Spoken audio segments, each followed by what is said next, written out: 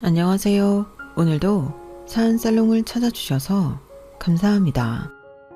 방송가에서 흔히 하는 말 중에 얼굴에 분칠한 것들은 믿으면 안 된다는 말이 있어요. 이 말이 특정 직종을 폄하하는 것 같아서 좀 그렇긴 하지만 솔직히 저는 이 말에 100배 공감해요. 저를 비롯해 저희 친정 식구들이 그 분칠한 인간의 연기에 8년이나 속고 살았거든요. 믿었던 사람한테 받는 배신은 정말 뼈아팠어요. 살이 찢긴 것보다 아픔이 더 깊고 오래 가거든요. 다시 곱씹어 봐야 좋을 게 없는 관계지만 그럼에도 이렇게 사연까지 보내는 건 받은 상처가 크기 때문인지도 모르겠네요. 남편과 제가 처음 만난 건 대학로 어느 소극장에서였어요. 그날은 사회초년생이었던 제가 생애 첫 연극을 보러 간 날이었어요. 직장 동기의 사촌 언니가 해화동에서 연극배우 생활을 하고 있었는데 그분한테 얻은 초대권으로 연극을 보러 간 거였어요. 작품 제목은 익히 들어 아는 거였지만 출연 배우들은 모두 생소한 사람들 뿐이었어요. 동기 말로는 출연 배우 중에 팬클럽까지 있는 인기 배우가 있다고 했는데 딱히 관심이 없던 저는 한 귀로 듣고 한 귀로 흘려서 그게 누구인지 몰랐어요. 연극이 끝나고 극장 근처 냉삼겹살 집에서 배우들과 스태프들 그리고 지인들이 모여 뒤풀이를 했어요. 저는 동기의 사촌 언니 초대로 그 자리에 참석할 수 있었어요. 저는 평소 연극을 좋아하는 사람도 아니고 배우들한테 관심이 있는 편도 아니라서 그저 맥주에 냉삼겹이나 먹고 와야겠다고 생각했어요.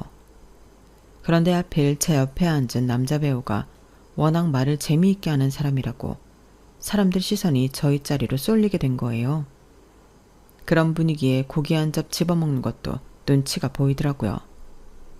재미있는 얘기는 안 듣고 먹는 데만 집중하는 사람처럼 보일까봐 말이죠. 결국 맥주만 홀짝거리며 마시다가 어느 순간 훅 가고 말았어요. 술을 마셔본 경험이라고는 대학에 들어가서 처음 가졌던 OT 때랑 학교 축제 때 친구네 과 주점에서 마셔본 게 전부였어요. 이후엔 취업 준비다 뭐다 하느라 사실상 술을 마실 일이 없었기 때문에 제 주량이 어느 정도인지도 몰랐어요. 그런 상대에서 분위기에 취해 술을 마셨던 게 화근이었어요. 정신을 차려보니 테이블을 가득 채우고 있던 사람들은 다 가고 저랑 제 옆에서 말발을 세우던 남자 배우만 남아있더라고요. 이제 정신이 들어요. 데려다주고 싶어도 집을 몰라서 깰 때까지 기다렸어요. 남자는 술자리에서 보여주었던 화려한 언변은 어디 가고 무척이나 수줍은 표정으로 말했어요. 저는 이 남자가 제가 잠드는 바람에 집에도 못 가고 깰 때까지 기다렸다는 사실에 미안해서 어쩔 줄 모르겠더라고요. 그러면서도 한편으로는 저를 그 자리에 혼자 두고 간 동기가 야속했어요. 어떻게 모르는 남자 옆에 저만 두고 갈 수 있는지 이해가 안 갔거든요. 물론 술에 취해버린 제 잘못이 가장 크지만요. 나중에 동기한테 따져 물었더니 자기도 먼저 취하는 바람에 자리에서 일어났다고 그러더라고요. 아무튼 그날 남자는 저를 집까지 데려다 주었어요. 그리고 그게 인연이 돼서 이후에도 연락을 주고받게 되었어요. 본인이나 지인들이 새로운 작품을 올리거나 쫑파티가 있을 때면 빠지지 않고 연락을 해왔어요. 당시 저는 직장에서 신입이라서 선배들 잔심 부리며 사무실 내 허드렛 일이나 하던 때라서 스트레스가 많이 쌓이던 때였어요. 퇴근 후 동기들이랑 만나 스트레스를 풀고 싶어도 다들 바쁘고 힘든 때라서 따로 약속을 잡는 것도 일이더라고요. 그러다 보니 먼저 제게 연락을 해주고 제 일정에 맞춰주는 남자랑 상대적으로 자주 만나게 되었어요. 그렇게 만나서 같이 연극 관람도 하고 배우들과 안면도 트게 되었어요. 그러다 보니 사실 저는 연극에 그리 관심이 많은 사람은 아니었는데 그 남자와 친해지면서 취미가 연극 관람이 되었어요. 눈앞에서 무대 위 배우의 연기를 호흡까지 느낄 수 있다는 게 얼마나 가슴 벅찬 일인지 그때 처음 알게 되었죠. 그렇게 연극의 매력에 빠지게 되면서 자연스레 나를 연극으로 끌어들인 그 남자한테도 빠지게 되었어요. 남자는 무대 위에서는 왕도 되고 멋진 사업가도 되고 사랑의 목숨까지 던진 청년의 모습으로 분했지만 현실에선 편의점 아르바이트나 택배 일을 경험하며 가까스로 연기자 생활을 이어가는 무명 배우에 불과했어요. 딸이 이런 남자랑 사귄다고 하니 저희 부모님이 반가워하실 리가 없었어요. 제가 대학생 때 받던 용돈보다 월급이 적은 남자랑 만난다는데 왜 걱정이 안 됐겠어요? 그래서 잠깐 사귀는 건 몰라도 깊은 사이로 발전하지 말라는 경고를 들어야 했어요. 그런데 부모님께 인사를 시켜드리고 얼마 지나지 않아서 가족들의 반응이 완전 180도 바뀌었지 뭐예요. 제 남자친구가 외향적인 성격은 아닌데 의외로 사교적이거든요. 말이 좀 이상하긴 한데 실제로 그래요. 아무튼 그런 성격 덕에 평소 사람을 금방 사귀는 건 알았는데 그게 우리 부모님한테까지 통할 줄은 몰랐어요. 불과 일주일 사이에 어떻게 사람을 그대로 수어 삶았는지. 아빠는 제 남자친구를 아들처럼 대하셨고 엄마는 아예 호칭을 아들이라고 부르셨어요. 딸만 둘인 집에 아들이 하나 생긴 것처럼 남자친구는 저희 부모님한테 사랑받는 존재가 되었어요. 그런데 가만 보니까 남자친구가 아주 영악하게 저희 부모님을 꼬셨더라고요. 이를테면 이런 식으로요.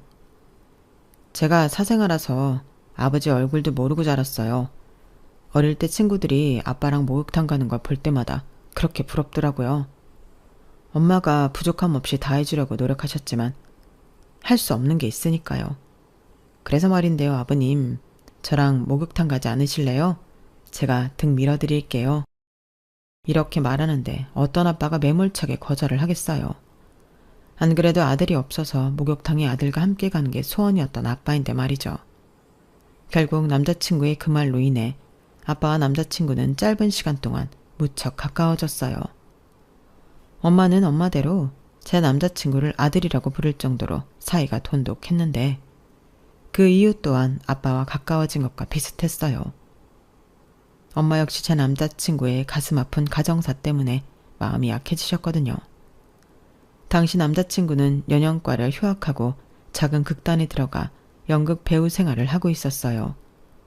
고향이 포천이라서 출퇴근이 불가능해 혼자 서울살이를 하는 줄 알았는데 저희 엄마한테 하는 얘기를 들어보니 그 외에 다른 이유가 있더라고요.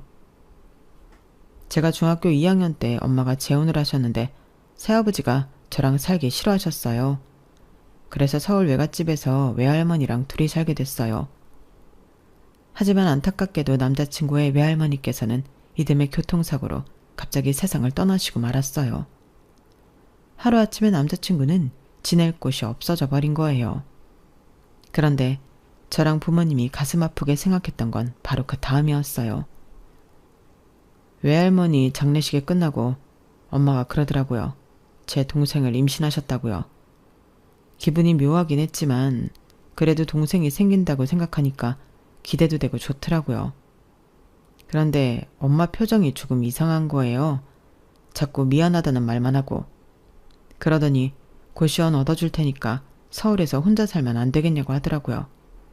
새아빠가 걱정을 하신다는 거예요. 제가 동생한테 해코지하지 않을까 해서요. 그런 소리까지 듣고 어떻게 같이 살겠다고 하겠어요. 그래서 그때부터 고시원에서 혼자 살았어요. 명절에도 좁은 고시원 방 안에서 외롭게 혼자 지내서 그런가? 사람들로 북적이는 극단 생활이 너무 좋더라고요. 무방비 상태로 들었던 남자친구의 가슴 아픈 가정사에 저도 그렇고 부모님도 많이 놀랐어요. 자식을 키우는 부모 입장에 감정이입이 되셨는지 제 남자친구를 바라보는 눈빛 자체가 달라지셨거든요. 엄마는 집에서 밑반찬을 만들 때마다 혜성이 가져다 주려며 반찬을 따로 담아주셨고 아빠는 가족끼리 외식을 하러 갈 때면 제 남자친구도 부르라고 하셨어요. 맛있는 걸 먹을 때마다 마치 친자식을 생각하듯 제 남자친구도 생각해 주셨던 거예요. 그렇게 남자친구는 자연스럽게 한 가족처럼 되고 말았어요. 제 여동생과도 처음 본 날부터 오빠 동생으로 지냈을 정도로 사이가 좋아서 남자친구가 우리 가족으로 스며드는데 아무런 문제가 되지 않았어요. 남자친구가 제 가족들과 가까워지면서 한 가지 안 좋은 점이 생겼는데 그건 바로 우리 둘이 다퉜을 때예요. 이유가 있어서 싸웠을 텐데도 저희 가족들은 묻지도 따지지도 않고 제 남자친구 편을 들었어요. 혜성이가 잘못했으면 뭘 그렇게 잘못했다고 그 난리니? 혜성이 성격이나 되니까 너랑 사귀는 거야. 넌 누구 닮아서 성질이 그렇게 드센지 모르겠다. 다른 사람도 아니고 저를 낳아준 엄마가 이런 말을 한다니 믿어지세요? 아무튼 남자친구와 다투면 손해를 보는 건 매번 저였어요. 그러다 보니 싸워도 가족들한테 말을 안 하게 되었어요. 한 사람과 오래 연애를 하다 보니 어느 순간부터 이성이 아니라 가족으로 받아들여지게 됐던 것 같아요. 한 번은 남자친구를 포함해 온 가족이 속초로 놀러 간 적이 있었는데 그곳 식당에서 서빙하던 분이 저를 가리키며 그러시는 거예요. 며느리냐고요. 그러면서 제 남자친구 보고는 아들이 아버님을 많이 닮았다고 그러지 뭐예요. 처음 그 말을 들었을 땐 가족들이 그저 피식 웃고 지났는데 그분만 그런 반응을 보인 게 아니라는 게 문제였어요. 이후로 어디를 가든 사람들이 저를 며느리라고 생각하고 제 남자친구가 이 집 아들이라고 생각하곤 했거든요. 돌려 말하면 그만큼 저희 부모님과 남자친구 사이에 거리감이 없었다는 얘기일 거예요. 제 나이 24세 만나 30살이 될 때까지 6년이나 연애를 했지만 그러는 사이에도 남자친구의 벌이는 좀처럼 나아지지 않았어요. 무대에 서는 달도 조금씩 줄어갔고요. 이제는 슬슬 결단을 내려야 할 때가 된 것 같았어요. 그리고 그 무렵 지금까지 남자친구가 하는 일에 대해 아무런 터치가 없던 아빠가 남자친구를 집으로 부르셨어요. 그리고는 평소와 달리 무거운 표정으로 그러셨어요. 혜성아, 이제 할 만큼 해보지 않았니? 너도 이제 30도 훌쩍 넘겼는데 언제까지 돈도 안 되는 일에 매달릴 거니? 꿈도 좋지만 이제는 가정도 이루고 현실을 살아야 할 때가 아닌가 생각한다. 우리 지민이도 이제 30이야. 이제는 너도 한 가정을 책임지고 살아야 하지 않겠니? 아빠는 제가 기약 없이 나이를 먹어가는 게 걱정되셨는지 그동안 참았던 말을 어렵게 꺼내셨어요. 그러시면서 남자친구의 일자리까지 마련해 주시겠다고 했어요. 아빠 말씀이 틀린 것도 없고 거기다 일자리까지 주신다니 이보다 좋을 수는 없는 조건이지만 그렇다고 하루아침에 하던 일을 포기하고 아빠 뜻에 따를 수도 없는 일이었어요. 사실 남자친구도 더는 버텨봤자 가망이 없다는 걸 알고 있었던 것 같아요. 나이는 들어가고 극단 내에서는 입지가 좁아져서 후배들한테까지 밀리기 시작했으니까요. 거기다 일찌감치 연극을 그만두고 취직을 했던 친구들이 가정도 집도 사고 차도 사고 자식 낳고 이러고 사는 걸 보면서 갈등했던 것도 사실이에요. 하지만 막상 저희 아빠한테 연기를 그만두라는 말을 듣고 나니 마음이 착잡한 건 어쩔 수 없었죠. 그래도 조건이 좋은 건 사실이잖아. 자기처럼 경력이 없는 사람한테 그런 자리를 준다는 건 쉽지 않은 결정이라고. 아빠가 신경 많이 쓰신 것 같으니까 한번 해보는 게 어떨까? 이제 우리도 30대야. 언제까지나 꿈을 쫓아 살 수는 없다고. 남자친구가 결정을 내리지 못하고 지지부진하게 시간만 끄는 것 같아서 보다 못한 제가 끼어들었어요. 그런데 제 말이 기분이 나빴던가 봐요. 야, 너 내가 우습냐? 니네 아빠가 날 한심하게 보니까 네 눈에도 내가 병신 같아 보여? 그래, 나도 내가 배우로서 가망 없는 거 알아. 그래도 지금까지 해온 게 있는데 어떻게 한순간에 끊고 사냐고. 한 달만 시간을 줘. 남자친구는 그렇게 말을 하고는 한 달 동안 가까운 동남아로 배낭여행을 다녀오겠다고 했어요. 생각을 정리하고 싶다고요. 하지만 그마저도 본인이 감당할 능력이 안 돼서 결국엔 제가 왕복 비행기표와 현지에서 쓸 비용을 지원해 주었어요. 그렇게 한 달 동안 태국과 인근 국가를 여행하고 돌아온 남자친구는 결심이 섰는지 극단에서 나와 저희 아빠가 주선해준 직장에 취직을 했어요. 남자친구 최종 학벌이 대학 중퇴였기 때문에 봉급은 고졸 사원에 맞춰줬어요. 원래는 한 달간의 인턴 기간 이후 고용할지 말지를 결정하는 거였지만 저희 아빠 덕분에 제 남자친구는 미리 고용 승인을 받을 수 있었어요. 인턴 기간 동안 큰 사고만 치지 않는다는 조건 하에 말이죠. 그렇게 30대 중반 나이에 중소기업에 입사한 남자친구는 생각보다 빨리 회사 생활에 적응해 나갔어요. 타고난 성격이 빛을 발한 셈이었죠. 입사하고 이듬해 우리는 드디어 결혼식을 올리게 되었는데 남편 쪽 가정사를 다 아는 저희로서는 결혼식을 어떻게 진행해야 할지 난감했어요. 솔직히 자식을 버리다시피 하고 재혼을 하신 시어머니인데 저라고 만나서 좋은 얼굴을 할 수 있겠어요? 차라리 안 보고 사는 게 속 편하죠. 하지만 남편 입장에서 생각하면 인생에 한 번뿐인 결혼식에 부모님을 모시지 않는다는 건 서글픈 일이잖아요. 그래서 어렵게 물었더니 의외로 쉽게 대답하더라고요. 뭐하러 불러? 어차피 날 아들로 생각도 않는 사람인데. 아마 불러도 안 온다고 할걸?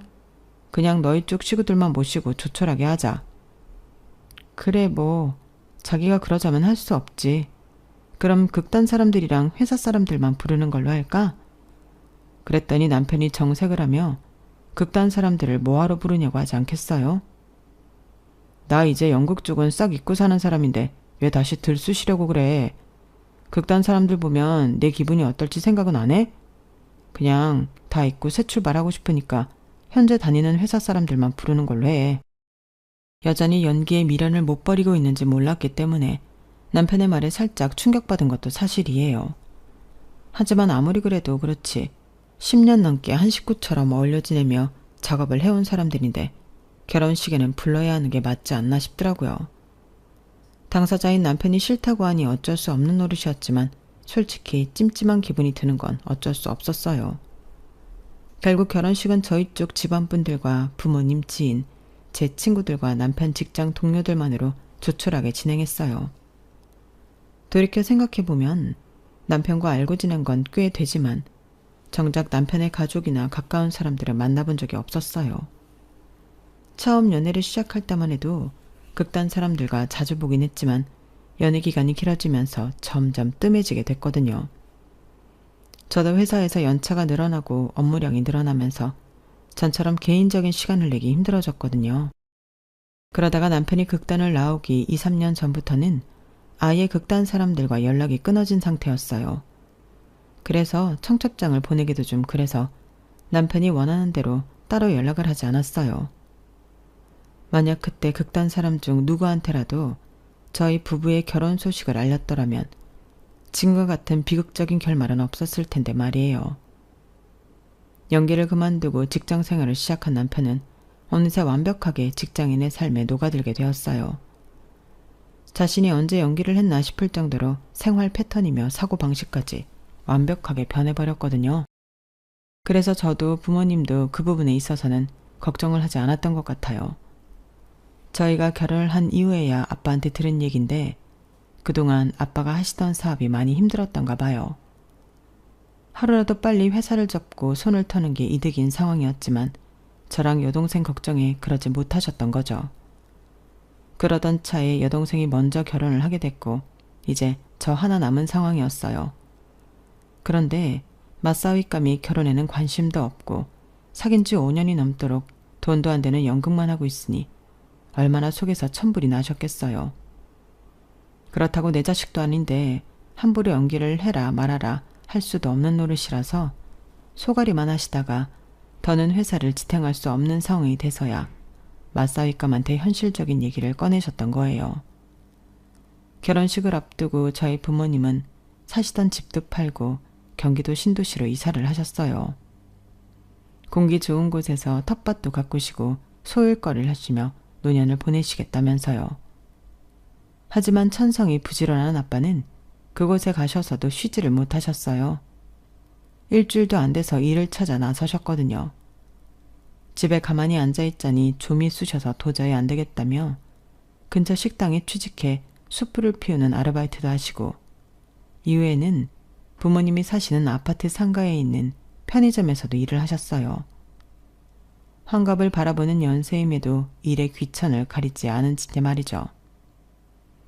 그런 아빠가 대단하다고 생각하면서도 한편으로는 그래도 이제 그만 쉬시는 게 낫지 않을까 생각했어요. 네 아빠는 사막에 던져놔도 자기 먹고 살 길은 찾아낼 양반이다. 그러니 우리 걱정하지 말고 니들이나 잘 지내. 환갑을 바라보는 부모님이 연고도 없는 지방으로 내려가신 게 마음에 걸려서 연락을 드렸더니 엄마는 오히려 저희 걱정만 하시더라고요. 밝은 목소리를 들으니까 어쨌든 잘 지내시는 것 같아서 안심이 됐어요. 그런데 얼마 뒤 동생한테 전화가 온 거예요. 잔뜩 화가 난 동생은 다짜고짜 이렇게 묻더라고요. 언니, 알고 있었어? 아빠가 평일엔 식당 일 하시고 주말엔 편의점 알바까지 하신다는 거? 엄마랑 통화하면서 들었어. 아빠는 그 연세에 무슨 힘이 남아서 젊은 애들이라는 일까지 하신다고 그러는지 모르겠다. 그러자 동생은 수화기 너머로 한숨을 푹 쉬더니 그러는 거예요. 그게 누구 때문인데 아빠가 왜 그렇게까지 해서 돈을 벌어야 하는지 몰라서 그래?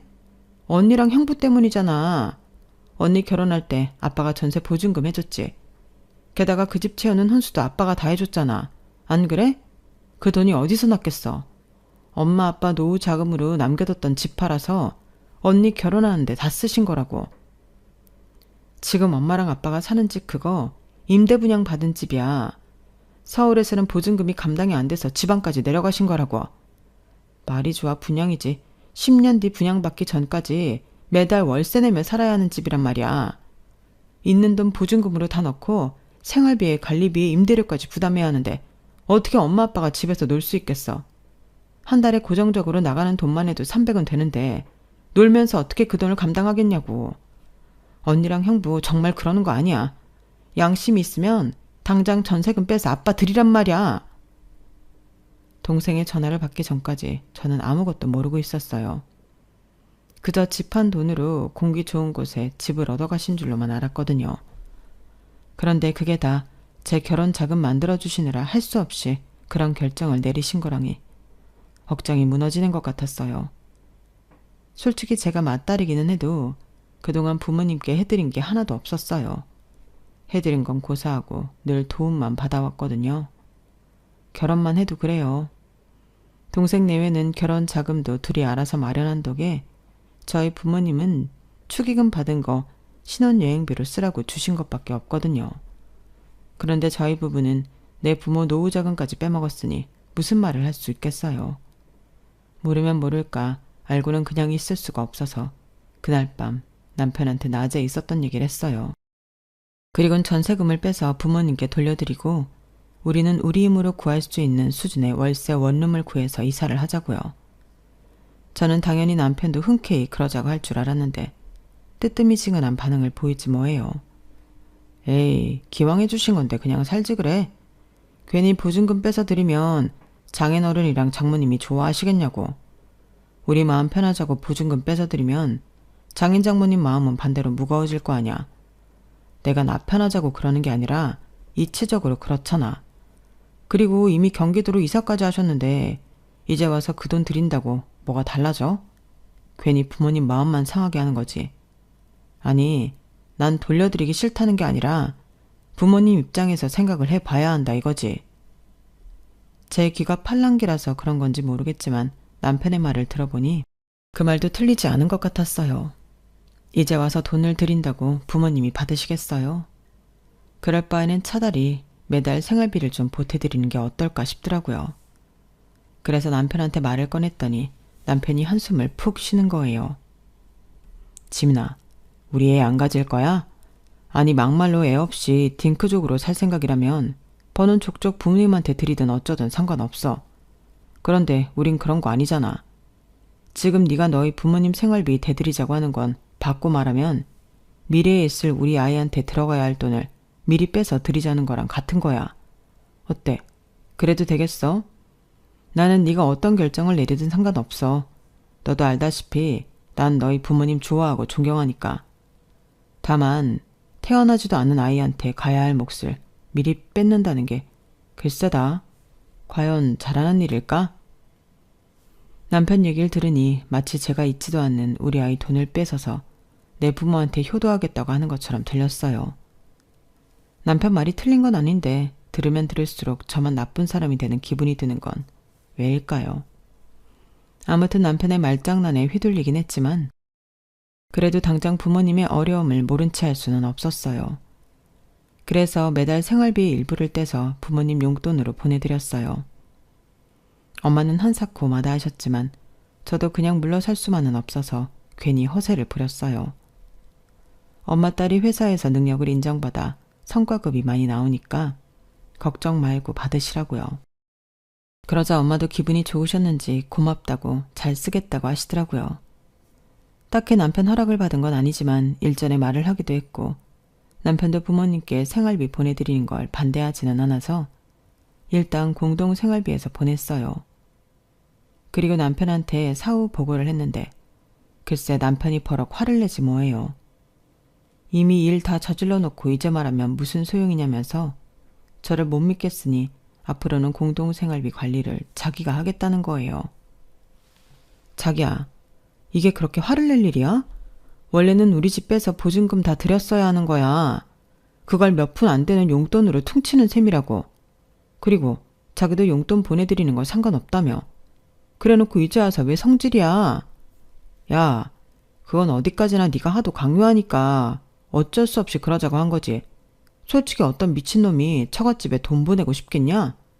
암튼 공동생활비에서 뺏어 쓴 돈은 네가 채워놔. 꼴랑 50만 원에 이 난리를 치는 남편을 보니까 정말 서운했어요. 우리 부모님이 자기를 얼마나 아끼고 많이 도와줬는데 고작 50만 원이 아까워서 이러다니 진짜 기가 차더라고요. 이 정도 금액도 그렇게 아까워서 날리면서 보증금 빼서 드리겠다는 말을 믿으라고요? 어림도 없죠. 서운한 마음이 커서 그런가 이후로는 남편이 하는 말과 행동에 하나같이 믿음이 안 갔어요. 이런 야박한 사위놈인 줄도 모르고 엄마는 제게 받는 용돈이 부담스러우셨는지 사위가 좋아하는 열무김치며 장조림, 그 밖에 간장게장까지 반찬을 한알음 만들어 보내주셨어요. 그걸 보고는 좋다고 달려들어 코를 쳐박고 먹는 모습을 보니 어찌나 열이 받던지 뒤통수를 한 대 후려 갈기고 싶더라고요. 한번 정이 떨어지니까 밤에 잘 때 남편의 숨소리도 듣기 싫을 정도였어요. 결혼 전에는 그렇게 살림을 합치고 싶어서 안달이었는데 싸우고 나니까 아침에 눈 떠서 밤에 눈 감을 때까지 얼굴을 마주해야 한다는 게 곤혹스러웠어요. 특히나 냉전 상태일 때 집안 행사에 참여해야 하는 건 정말 최악이더라고요. 아빠 생신이 주중이라서 다들 직장 때문에 시간이 안 되니 주말에 동생네 부부와 함께 친정을 찾았어요. 오랜만에 뵙는 부모님 앞에서 싸운 티를 낼 수도 없고 그렇다고 웃고 있자니 속에서는 천불이 나고 아주 죽겠더라고요. 어떻게든 티를 안 내려고 억지 웃음을 지으려니 볼따귀에서는 경련이 일어날 지경이었어요. 엄마가 미리 차려두신 생신상에 제가 사간 케이크와 동생이 사온 샴페인까지 더해서 모처럼 맛있는 식사를 마치고 준비해간 선물을 드렸어요. 동생네는 공기압으로 다리를 주물러주는 안마 기계와 현금을 드렸고 저는 20만 원을 넣은 현금 봉투를 준비했어요. 제가 드리는 것보다는 그래도 사위가 드리는 게 나을 것 같아서 아침에 남편한테 맡겼더랬죠. 남편이 아빠한테 돈 봉투를 건네자 동생이 장난기가 발동했는지 봉투를 낚아채며 그러더군요. 형부가 웬일이래? 아빠 생신에 돈 봉투를 다 준비하고? 우리 짠돌이 형부가 얼마나 넣었는지 한번 확인해 볼까? 그리고 봉투를 열어 손가락으로 지폐를 헤아리더니 이내 표정이 굳어버렸어요. 와, 역시 형부답다. 우리 집에서 아빠 생신 선물로 단돈 5만 원을 낼 수 있는 사람은 형부가 유일할 거야. 그동안 형부가 우리 아빠한테 받은 용돈만 해도 수백은 될 텐데 정말 너무한다. 처음엔 장난으로 시작했던 동생이었지만 형편없는 액수를 확인하고는 자기가 더 화가 난 듯 보였어요. 중요한 건 그때까지도 저는 동생이 장난을 치는 줄로만 알고 있었다는 거예요. 제가 분명히 아침에 5만 원권 4장이 든 봉봉투를 남편 손이 쥐어주었으니까요. 돈에 발이 달린 것도 아니고 어떻게 액수가 20만 원에서 5만으로 줄어들겠어요. 그래서 동생한테 장난 그만하라고 한 소리 했어요. 그런데 동생이 정색을 하며 자기가 지금 장난하는 걸로 보이냐고 되려 화를 내지 뭐해요. 안 그래도 저희 집 전세 보증금 문제로 최근에 다툰 적이 있던 동생이라서 얘가 아직 그때 일로 앙금이 남아서 일어나 싶더라고요. 그런데 봉투를 확인한 엄마 역시 실망스런 표정을 짓는 걸 보고는 동생이 장난한 게 아니라는 걸 알 수 있었어요. 상황이 이렇게 되고 나니 이런 짓을 벌일 사람은 남편뿐이라는 생각뿐이었어요. 그래서 조용히 남편을 베란다로 불러내 어떻게 된 거냐고 물었어요. 그랬더니 뭐라는 줄 아세요? 어차피 이젠 회사도 정리했고 우리가 더 받을 게 있겠냐? 받을 건 하나도 없는데 뭐하러 20씩이나 줘. 5만 원이면 족하지. 아니 그걸 말이라고 해? 요즘엔 초등학생 조카 생일 선물도 5만 원짜리는 안 해. 그런데 하물며 장인 생신에 5만 원이 뭐냐? 내가 당신 때문에 얼마나 창피한 줄이나 알아? 매분은 70만 원이 넘는 안마기에 현금도 50만 원이나 넣어서 드렸던데 20만 원을 다 드려도 모자랄 판에 거기서 15만 원이나 빼다니 어떻게 그럴 수가 있어? 당신은 창피하지도 않아? 아 됐어. 이미 다 끝난 일 가지고 난리냐. 그나저나 장모님도 참 그래. 그냥 나가서 먹자니까 굳이 집에서 차리시겠다고 하더니 소갈비도 아니고 돼지갈비찜을 하셨더라. 요즘에 누가 돼지갈비찜을 먹냐? 에이 5만 원 낸 거 반도 수거 못하겠네. 남편은 투덜거리며 얼른 거실로 들어가 버렸어요. 제 아빠 생신 선물로 5만 원도 아깝다던 남편은 그날 누구보다 음식을 많이 먹었어요. 돼지갈비를 누가 먹냐고 투덜댈 때는 언제고 앞접시에 뼈가 수북하게 쌓이도록 신나게 퍼다 먹었더라고요. 매부 앞에서 그런 남편이 어찌나 창피했나 몰라요. 집으로 돌아오기 전 30만 원을 넣은 돈 봉투를 아빠 책상 위에 두고 왔어요. 뒤늦게 발견하신 아빠가 전화를 하셔서는 그러시더라고요. 혜성이한테 너무 뭐라고 하지 마라. 그래도 그놈이 나한테는 아들이나 진배 없는 놈 아니냐. 칭찬 고래도 춤추게 한다고 그러잖니. 네 남편 흠결만 보려 하지 말고 늘 잘한다 잘한다 칭찬부터 해줘. 그럼 혜성이도 차차 나아질 거다. 아빠는 당신 맞사이가 어떤 마음으로 5만 원밖에 안 드렸는지 모른 채 끝까지 맞사이 편을 드셨어요. 그런 모습에 저는 더 속이 상하더라고요. 그래서 다음날 친구와 회화동에서 만나 술잔을 기울이며 신세한탄을 했어요. 그런데 그 주점에서 반가운 얼굴을 만나게 된 거예요. 저 아는 입사 동기로 남편과 만났던 그 연극 뒤풀이에 저를 데려가 주었던 그 친구였죠. 입사 2년 만에 결혼을 하고는 바로 회사를 그만뒀었는데 최근에 다시 재취업에 성공했다고 하더라고요. 정직원은 아니고 계약직, 애 딸린 유부녀의 경단녀를 정직원으로 받아줄 회사가 어딨겠어. 그런데 지민 씨는 아직 회사에 다니는 걸 보면 미혼이야? 아니 작년에 결혼했어. 자기도 알 거야. 자기 사촌 언니네 극단에서 같이 있었던 이혜성 씨. 제가 남편 이름을 말하자 동기는 얼굴이 창백하게 변해버렸어요. 그리고는 믿을 수 없다는 듯 확인을 하더라고요. 자기가 혜성이 오빠랑 결혼을 했다고? 이거 완전 개쓰레기네. 지네 엄마는 우리 언니한테 맡겨놓고 지는 세장가를 가? 얼굴이 벌겋게 변해서는 제 앞에 있던 술을 벌컥벌컥 마셔댔어요. 그리고는 충격적인 얘기를 시작했어요. 그동안 남편이 숨겨왔던 진짜 남편에 대해서요. 남편은 애초에 대학에 들어간 적도 없었고 지방에 있는 작은 극단에서 활동을 하던 배우였다더군요. 그러다 농화로운 연영과 학생들을 만나서 함께 어울리다가 그중 한 여학생의 도움으로 서울에 있는 극단에 들어가게 된 거예요. 도움을 준 여학생이 바로 동기의 사촌 언니였죠. 옷가방 하나 딸랑 들고 서울로 상경한 남편은 동기의 사촌 언니 원룸에서 함께 지냈다더군요. 그렇게 시작된 동거는 저를 처음 만났던 그때까지도 이어지고 있었어요. 제가 남편과 알게 되고 얼마간은 친구로 지냈으니까 그때 사촌 언니랑 사귀고 있었던 건 사실 문제가 될 일은 아니었어요. 문제는 저랑 사귀게 되었을 무렵에도 사촌 언니랑 사실혼 관계였단 거예요. 그냥 둘이서만 같이 살았던 게 아니야. 시골에 있던 자기 엄마까지 서울로 모셔와서 같이 살았다고. 그렇게 혼인신고라도 하고 살려고 했는데 그 인간이 어찌나 요리조리 피해가든지. 안 봐도 뻔했어요. 남편은 특유의 말발로 사촌 언니를 구워 삶았을 테고 부잣집 고명딸이던 동기의 사촌 언니는 팔자여 없는 시집살이까지 하며 살았을 게 뻔했거든요. 서류상으로는 아무 관계도 아닌